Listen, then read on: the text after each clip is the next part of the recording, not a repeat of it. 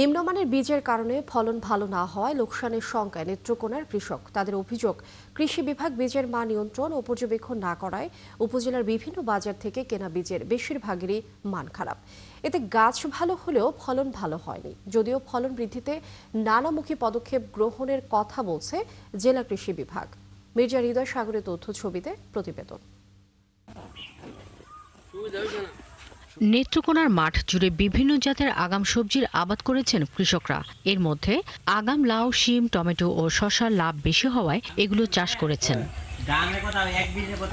কিন্তু সময় মতো বীজ বপন করেও ফলন পাচ্ছে না তারা। সার, কীটনাশক সহ অতিরিক্ত খরচ করেও লোকসানের শঙ্কায় আছেন। কৃষকদের অভিযোগ, জেলা সদরের কেন্দুয়া, আটপাড়া, মোহনগঞ্জ, বাহাট্রা ও দুর্গাপুরের উপজেলার বিভিন্ন বাজার থেকে কেনা বীজের বেশিরভাগই নিম্নমানের। তাই বীজের মান নিয়ন্ত্রণ ও পর্যবেক্ষণের দাবি ভুক্তভোগীদের। বীজ বালা হইলেছে না, ফলন ভালো হইতো। আমি তো যে কইলাম না বলে আমি তৈরি করা গেছি। একটা ক্ষেত করলে কত খরচ হয়ে গেছে না আমরা বুঝি। এক জাত দিছে না, আর এক জাত, বিভিন্ন জাত হইতেছে। লাভবান এবার হইতারছি না, ওহন চেষ্টা করতেছি নামলে একটা কৃষি করি ওহন দিয়ে আবদ্ধ আল্লাহ রাসূলের দোয়া দিছি আমরা লাভবান হইতারি। আগের মাধ্যমে তুলতারি যে লাউ বীজ যে দোকান থেকে এনেছে সেই লাউ বীজ না দিয়ে অনুন্নত লাউ বীজ দিয়েছে, যার জন্য তার উৎপাদন কমে গেছে। এটা দেখতে হবে এবং আইনের ব্যবস্থা নিতে হবে। আরেকটা জিনিস হচ্ছে, কৃষি বিভাগ থেকে গ্রাম পর্যায়ে কৃষকদের যদি মাঠ সমাবেশ করে, তাহলে কৃষকরা উন্নত হবে, তারাও ভালো ফসল উৎপাদন করতে পারবে এবং তারা জানতে পারবে আধুনিক পদ্ধতিতে চাষাবাদের বিষয়টা। তবে শসা ও টমেটোর ফলন ভালো ও বাজারে দাম বেশি পাওয়ায় খুশি অনেক কৃষক। কিছুদিন যাবত ধরে আমি শসা লাগাইতেছি, টিমুটো করি সাথে।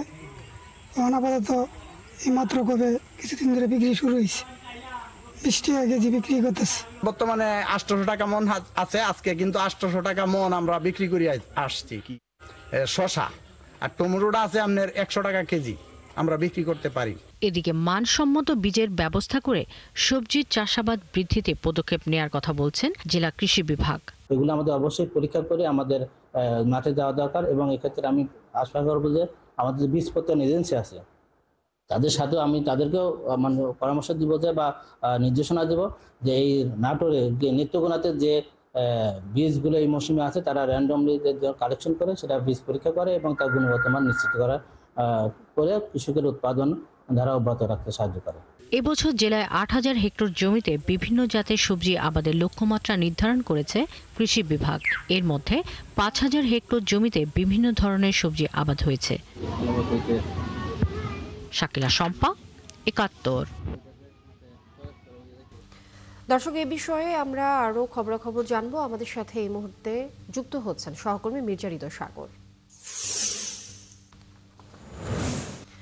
সাগর, বীজের মান নিয়ন্ত্রণ ও পর্যবেক্ষণ নিয়ে কৃষি বিভাগ কি বলছেন এবং কৃষকদের প্রতিক্রিয়াও জানাবেন এই বিষয়ে।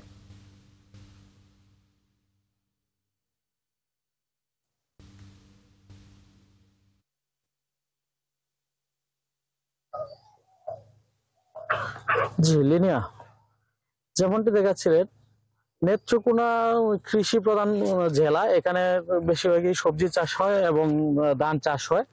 তবে শীতকালীন আগাম সবজি চাষে এই বছর কৃষকরা মূলত যে লাউ চাষে বীজে একটু ক্ষতিগ্রস্ত হয়েছে। মূলত হলো বিভিন্ন প্রতিষ্ঠানের বীজ সংগ্রহ করে তারা। এই বছর এই বীজে তারা ভালো বীজ পায় নাই, যার কারণে আগাম সবজির মধ্যে লাউ চাষে তেমন সফলতা পায়নি। তবে অনেকেই আবার নতুন করে লাউ চাষ করছে। কৃষি বিভাগের সাথে আমরা কথা বলেছিলাম। কৃষি বিভাগ যেটি বলেছে, আসলেই বিভিন্ন কোম্পানির বীজ সরবরাহ করা হয় বিভিন্ন বাজারে। কোম্পানিগুলোর সকল বীজ তারা পরীক্ষা করার জন্য চেষ্টা করছে এবং অভিযান চালাচ্ছে। পাশাপাশি বীজ প্রত্যয়ন এজেন্সির সাথে তারা কথা বলেছে, এখন থেকে লোকাল বাজারগুলোতে যে বীজ আসবে, বীজগুলো পরীক্ষা করে মূলত মাঠে ছাড়া হবে।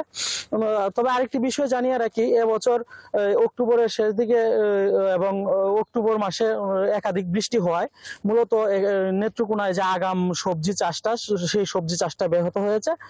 কৃষকরা যে আগাম সবজি করেছিল, অনেক সবজি ক্ষতিগ্রস্ত হয়েছে। পরে আবার পুনরায় নতুন করে সবজি চাষ শুরু করেছে। আবার কিছু কিছু জায়গায় এখনো সবজি চাষ শুরু করছে। কৃষকদের সাথে আমরা কথা বলেছিলাম। কৃষকরা যেটা বলেছে যে টমেটো এবং শসা চাষে ব্যাপক লাভবান লাভবান হচ্ছে। তবে লাউয়ে কিছুটা ক্ষতি হলেও এখনের বাজারগুলোতে লাউয়ের বাজার ধরতে পারছে এবং পুষিয়ে নিতে পারছে। কিছু কিছু এলাকায় এই লাউয়ের সমস্যাটা আছে। সিনজেন্টা যে কোম্পানি আছে এই কোম্পানির বীজেই মূলত এই সমস্যাটা হয়েছে। কৃষি বিভাগ মাঠ পর্যায়ে খোঁজখবর নিচ্ছে এবং বাজারগুলোতে অভিযান চালাচ্ছে। আর আরেকটি বিষয় জানিয়ে রাখি, নেত্রকোনার সবজির যে 8,000 হেক্টর চাষের লক্ষ্যমাত্রা ছিল, এই লক্ষ্যমাত্রার 5,000 হেক্টর শেষ হয়েছে। মির্জা হৃদয় সাগর, অনেক ধন্যবাদ